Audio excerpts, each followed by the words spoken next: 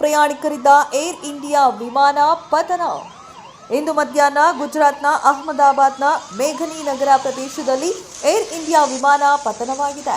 ಸರ್ದಾರ್ ವಲ್ಲಭಾಯ್ ಪಟೇಲ್ ಅಂತಾರಾಷ್ಟ್ರೀಯ ವಿಮಾನ ನಿಲ್ದಾಣ ಆವರಣದಿಂದ ದಟ್ಟ ಹೊಗೆಯ ಮೋಡ ಆವರಿಸುತ್ತಿರುವುದು ಕಂಡುಬಂದಿದೆ.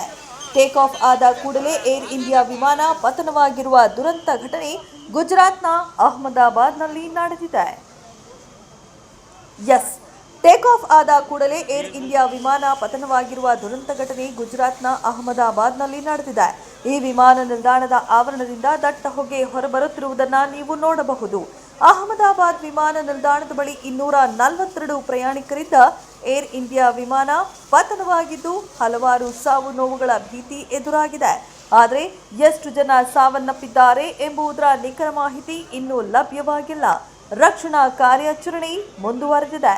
ಇಂದು ಮಧ್ಯಾಹ್ನ ಗುಜರಾತ್ನ ಅಹಮದಾಬಾದ್ನ ಮೇಘನಿ ನಗರ ಪ್ರದೇಶದಲ್ಲಿ ಏರ್ ಇಂಡಿಯಾ ವಿಮಾನ ಪತನವಾಗಿದೆ. ಅಹಮದಾಬಾದ್ನ ಸರ್ದಾರ್ ವಲ್ಲಭಾಯ್ ಪಟೇಲ್ ಅಂತಾರಾಷ್ಟ್ರೀಯ ವಿಮಾನ ನಿಲ್ದಾಣದ ಆವರಣದಿಂದ ದಟ್ಟ ಹೊಗೆ ಮೋಡ ಆವರಿಸುತ್ತಿರುವ ವಿಡಿಯೋ ಸದ್ಯ ಸಾಮಾಜಿಕ ಜಾಲತಾಣದಲ್ಲಿ ಕಾಣಿಸಿಕೊಂಡಿದೆ.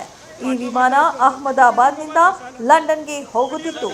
ವಿಮಾನದೊಳಗಿದ್ದ ಸಿಬ್ಬಂದಿ ಮತ್ತು ಪ್ರಯಾಣಿಕರನ್ನ ರಕ್ಷಣಾ ಮತ್ತು ಸ್ಥಳಾಂತರಿಸುವ ಕಾರ್ಯಾಚರಣೆಗಳು ಸದ್ಯ ನಡೆಯುತ್ತಿದೆ. ಇನ್ನು ಈ ವಿಮಾನವು ಅಹಮದಾಬಾದ್ ವಿಮಾನ ನಿಲ್ದಾಣದ ಹತ್ತಿರದ ವಸತಿ ಪ್ರದೇಶದಲ್ಲಿ ಪತನಗೊಂಡಿತ್ತು. ಈ ವಿಮಾನದಲ್ಲಿ 242 ಪ್ರಯಾಣಿಕರಿದ್ದು ಅದು ಬೋಯಿಂಗ್ 787 ಡ್ರೀಮ್ ಲೈನರ್ ವಿಮಾನವಾಗಿತ್ತು.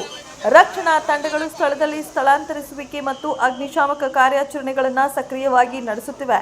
ಸಾವು ನೋವುಗಳು ಅಥವಾ ಅಪಘಾತದ ಕಾರಣದ ಬಗ್ಗೆ ಇನ್ನೂ ಯಾವುದೇ ಅಧಿಕೃತ ವರದಿಗಳು ಬಿಡುಗಡೆಯಾಗಿಲ್ಲ.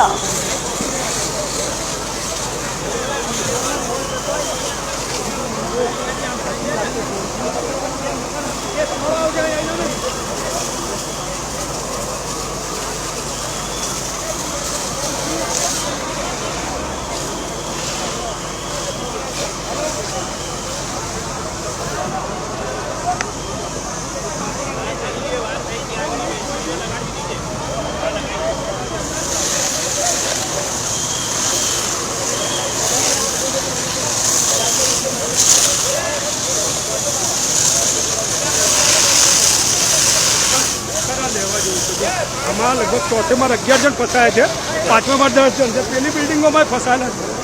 પેલી બહુ જ ફસાયેલા છે અને અમે સીડીઓથી કર્યું પણ નથી આવી શકતા. કોઈ માનતું જ નથી.